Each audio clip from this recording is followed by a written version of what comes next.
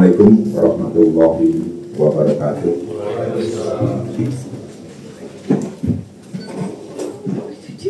Yang saya hormati Ketua KNKT, Direktur Lalu Lintas Laut, Komandan Khusus Tempur Laut, Direktur Koperasi Basarnas, yang saya hormati para FKPD hadir di sini, Pak Kapolres, perwakilan Kodim, perwakilan dari Pak Hansar, kemudian KSOP Surabaya, kemudian Pak DM, dan Nanal Batam, dan Nanal Banyuwangi, kemudian seluruh underwater, dan kita alhamdulillah kedatangan dari unit UIT JBM yang nanti juga bisa memberikan suatu gambaran situasi yang ada, karena ada korelasinya dengan apa yang kita kerjakan hari ini. Bapak Ibu sekalian, sebagaimana yang kami sampaikan saat pagi rencana kerja kita hari ini, ya, dari hasil penemuan 2 korban tadi pagi pada pukul 06 WITA dan 07 WITA, dan sekarang satu lagi dalam proses evakuasi. Dari 2 tersebut,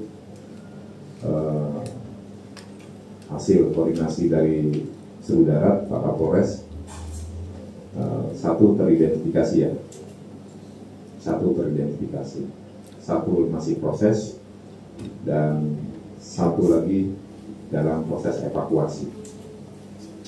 Kemudian saya masuk ke kegiatan Seru Laut yang masih melaksanakan pendeteksian bawah air ataupun pencitraan bawah air yang dilakukan.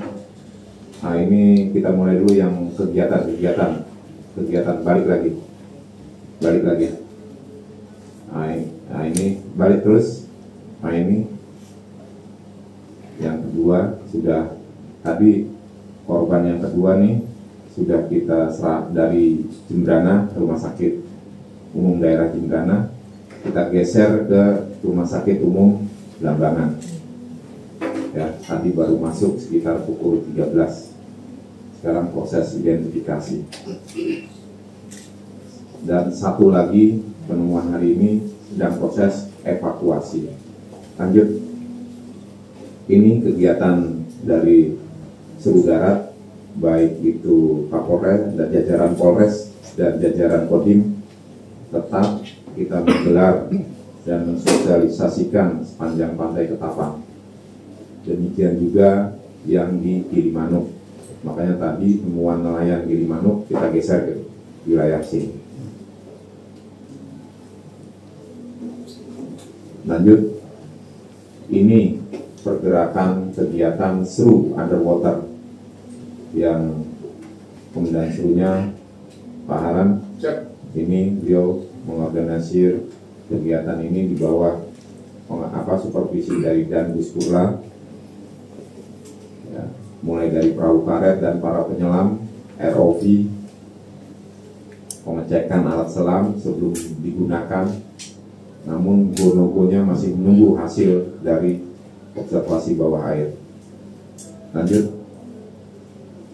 ini pergerakan Seru Laut dari unsur-unsur yang ada, dari kepolisian, KP, kemudian KPLP, Basarnas, dan dari TNI AL. Lanjut, ini kegiatan dari KRI Pulau, ya, bukan Pulai, ya, Pulau Vanildo, ya, mereka nanti bisa dan Gus Purla yang akan menyampaikan. Ini data yang hasil recording saya sebagai pengendali ya, mengkolekting data. Ini bukti yang sudah kami kerjakan. Lanjut, ini dari rekan-rekan kepolisian dengan jajaran trauma healingnya memberikan ya, pelayanan trauma healing bagi masyarakat yang menunggu keluarganya belum terevakuasi. Lanjut, ini data cuaca sebagai referensi kita. Bapak Ibu, saya minta untuk tanggal 9 lebih rinci lagi. Setiap 2 jam, kedalaman 5, 10 untuk mencari celah kalau memang harus melaksanakan penyelaman. Lanjut, ini data yang terrecord oleh SMC ya, dengan 2 ketemu tadi pagi, maka saya harus melakukan evakuasi terhadap 23. Ini target SMC ya. Selanjutnya saya minta kami mohonkan kepada Danbus untuk melanjutkan apa yang telah dilakukan oleh KRI Pulau Panildo dan tim hidrografi. Tolong ditampilkan slide yang bahan yang saya kirim juga ya. Silakan. Terima kasih yang terhormat Bapak Deputi, Kepala KNKT, dan hadirin peserta rapat, rekan-rekan media. Pada sore hari ini kami akan melaporkan kegiatan pada pagi sampai dengan sore hari ini. Yang pertama adalah pada pukul 06.30 tadi KRI Pulau Vanildo yang onboard tim dari Pus Hidrosal melaksanakan konfirmasi terhadap objek yang kemarin kita juga buat adalah kapal yang tenggelam. Kemudian hasil dari gas sonar terlihat seperti yang ada di slide. Pada kedalaman 49 meter, kemudian jarak sekitar 30 meter dari kapal laut. Kemudian pada pukul 07.30 tim dari WSC bawah air dipimpin oleh Kadis Lambair melaksanakan konfirmasi dengan menggunakan kamera bawah air atau underwater kamera, menurunkan kamera di titik tersebut untuk videonya. Tolong video yang on tadi bawah air video.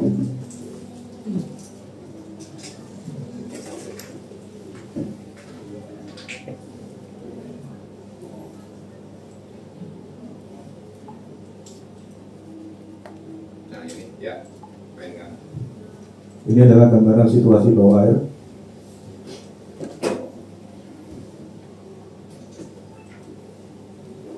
Jadi kami memperkirakan pada pukul 07.30 tadi arus tidak terlalu kuat, tapi ternyata kondisi di lapangan berbeda.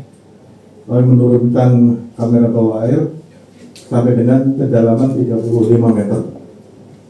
Tapi setelah kedalaman 35 meter, kamera tersebut hanyut oleh air sehingga tidak bisa terdeteksi yang lain. Tapi sebelum hanyut kita masih bisa monitor objek yang ada di bawah air.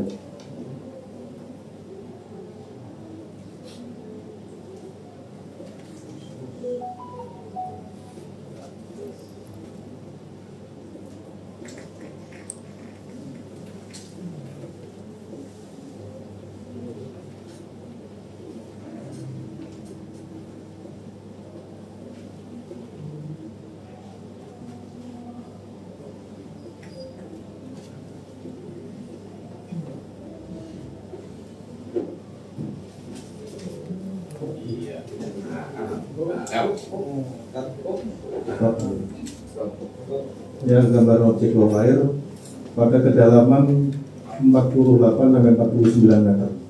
Ya. Dengan kondisi yang seperti terlihat di kamera seperti slide.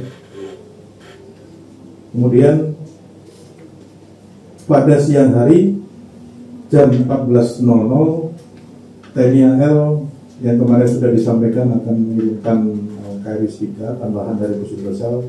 Hari ini jam 14.00 sudah berada di lokasi dan langsung melaksanakan pemediaan bawah air, sehingga pada siang hari ini kita sudah ketambahan satu lagi dari KRI 3 dari Pusat Resel, yang harapannya besok pagi akan lebih memperjelas ataupun memperkuat posisi kapal yang ada di objek bawah air. Demikian yang bisa saya sampaikan.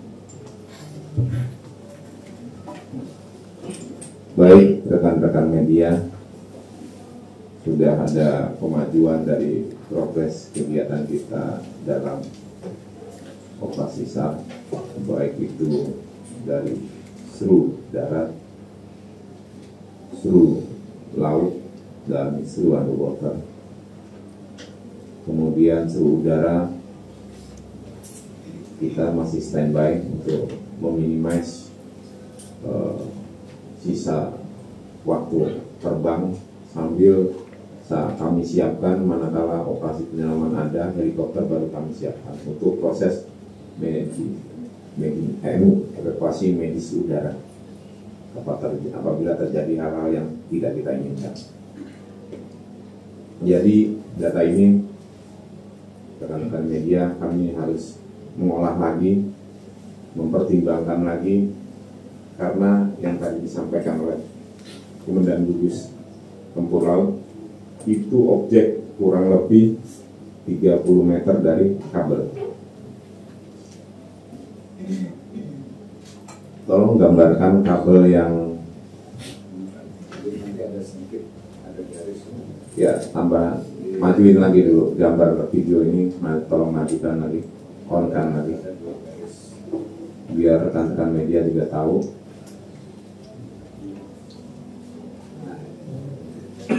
Nah, stop. Nah, yang kiri tadi, ya. Nah, nanti juga ada gambar pembandingnya posisi kabel seperti apa. Mungkin rekan-rekan dari PLN bisa memberikan suatu masukan kepada kami, sehingga dalam mengambil langkah-langkah ke depan kita bisa lebih jeli, ya, lebih tepat, ya, sehingga seluruh aset yang kami gunakan berjalan secara efektif dan efisien. Kembali ke kabel, ya, yang satunya lagi, yang warna, yang ada titik dotnya, bukan yang itu, yang kemarin.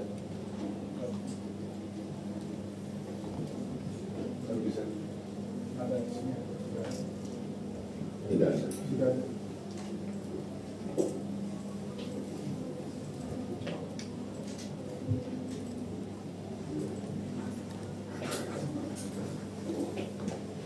Ya, tolong dibesarkan data ini. Ya, dari penyampaian Komandan Gugus Tempur Laut Pak Endra, data yang divalidasi adalah referensi 4, betul ya? Antara 7 dan 4, ya. Jarak 7 sama 4, yang hitam di yang merah di atas dengan yang hitam itu 124 meter jaraknya. Ya.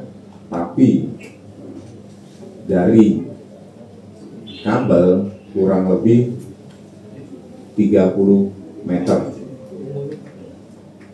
Ya. Ini data yang kami miliki. Mudah-mudahan ini menjadi valid dan bisa kami laporkan kepada jajaran pimpinan, sehingga langkah-langkah kami juga harus lebih tepat lagi.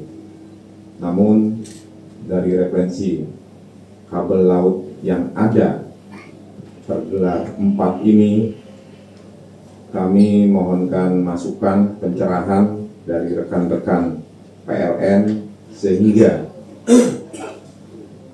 dalam pengambilan langkah tidak terjadi segala sesuatu yang tidak kita inginkan. Bapak Ibu perlu ketahui, ini kabel suplai listrik Jawa Bali. Berdasarkan data yang sudah kami telusuri, satu kabel itu berkisar 150 kilovolt. Mungkin Pak Idan berkenan, kami persilakan. Baik, bismillahirrahmanirrahim. Assalamualaikum warahmatullahi wabarakatuh. Waalaikumsalam. Yang kami hormati seluruh peserta yang ada di sini, tentunya para stakeholder. Sebelumnya kami ucapkan terima kasih kepada seluruh jajaran ya. Ada TNI AL, Basarnas, ada perwakilan dari Kodim, KNKT, kemudian dari kepolisian, ASDP ya, yang mungkin mohon maaf jika ada yang kelewat. Informasi yang kami dapatkan di beberapa hari yang lalu mengenai adanya kapal yang tenggelam, kami dari PLN tentunya sudah langsung mencari informasi titik lokasi adanya kapal yang tenggelam ini. Dari info yang kami dapatkan pada saat itu, jarak dari kabel laut kami, yaitu yang disebutkan tadi adalah kami memiliki kabel laut suplai listrik dari Jawa ke Bali. Jadi Pulau Bali ini masih mendapatkan sebagian pasokan listriknya dari Jawa. Yang seperti yang ditampil ini adalah 4. Pada saat kejadian awal, kapal tenggelam posisi sekitar 1,3 kilo ya, waktu itu ya, 1,3 kilo. Kami terus melakukan pemantauan dan pasokan listrik ke Bali masih berjalan dengan normal ya, itu, karena jaraknya masih terlalu jauh. Kemudian dari hari ke hari kami mendapatkan masukan dari kolaborasi ini. Kami ucapkan terima kasih sekali lagi. Dan pada hari ini lebih detail lagi, ternyata posisi kapal bergerak ya, berpindah karena mungkin kondisi arus laut, mungkin kami juga butuh masukan. Dan posisi per hari ini tadi yang disampaikan jaraknya cukup dekat dengan kabel laut kami, sehingga pasokan listrik ke Bali saat ini masih berjalan normal, tapi kami tetap melakukan pola waspada ya, karena kita mengantisipasi, kita belum tahu dampaknya kondisi kapal terhadap kabel laut kami, sehingga kami tetap membutuhkan pantauan ya, informasi dari hari ke hari untuk memastikan bahwa kondisi kapal ini tidak mengganggu kabel laut ini yang dapat sedikit mengurangi pasokan listrik ke Pulau Bali. Kemudian yang selanjutnya adalah mengenai kegiatan ya. Kami tetap berkoordinasi ya, saling berkoordinasi antar yang terkait segala kegiatan ya, seperti yang sudah kita alami saat ini. Seluruh kegiatan yang berdekatan dengan kabel listrik kami 150 kV agar tetap berkoordinasi dengan kami, karena yang pertama yang perlu dipertimbangkan adalah faktor safety ya, safety ketika rekan-rekan dari Basarnas melakukan evakuasi terhadap korban dan sebagainya. Kemudian Yang kedua adalah memastikan segala kegiatan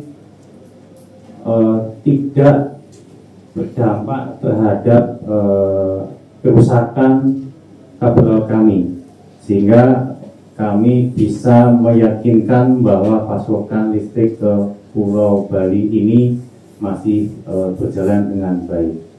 Mungkin itu kiranya masukan ya. Jadi intinya adalah kami tetap berkoordinasi segala kegiatan, karena kaitannya bukan hanya faktor keselamatan terhadap manusia, tapi juga kebetulan memang ini juga jalur listrik ke Pulau Bali, kabel 150 kV. Mungkin itu dari saya, bisa sampaikan. Sekian, terima kasih. Wassalamualaikum warahmatullahi wabarakatuh. Waalaikumsalam warahmatullahi wabarakatuh. Terima kasih Pak Indah sebagai Kepala UIT Unit Induk Transmisi yang ada di Surabaya. Kemudian tadi yang pagi adalah Kepala Unit Pelaksana Tugas Pak Budi yang ada di Probolinggo. Terima kasih atas pencerahannya sehingga kita bisa mengerti semua, dan saya akan merapatkan barisan lagi dengan seluruh stakeholder yang tergabung dalam operasi SAR gabungan untuk mengambil langkah-langkah ini. Mudah-mudahan besok untuk speaker kapan Pak? Hasil speaker. Jadi rekan-rekan media perlu diketahui, KRI Spika yang sudah bergerak dari Surabaya, pulang dari Jakarta, Surabaya, dan langsung sampai melakukan pengambilan data. Gambar ini akan diolah, data ini akan diolah malam ini. Mudah-mudahan besok bisa kita sampaikan saat menyampaikan rencana kerja. Kemudian untuk KN Masalebo dari Dinas Perhubungan KPLB dan ROV dari KNKT sudah ada di Ketapang, saat ini sedang fitting alat untuk melakukan pengecekan lagi. Jadi mohon diketahui rekan-rekan media, karena perbeda posisi objek di bawah air ini bisa terjadi pergerakan. Ya, kita akan konfirmasi dengan hasil nanti dari Spika bagaimana, apakah masih tetap jarak dari kabel 30 meter atau bergeser, kita belum tahu. Saat ini pernyataan dari Pak Indah, Kepala UG PLN, belum ada gangguan. Ini yang menjadi pegangan kami. Namun untuk operasional penyelaman memang sebaiknya berkoordinasi dan tidak disarankan. Kami menggunakan ROV dan alat peralatan yang kami miliki untuk meyakinkan, sehingga kami perlu konsolidasi lagi ataupun koordinasi dengan seluruh pemangku kepentingan agar langkah-langkah ini bisa tepat dan cepat. Saya rasa ini rilis dari kami SMC.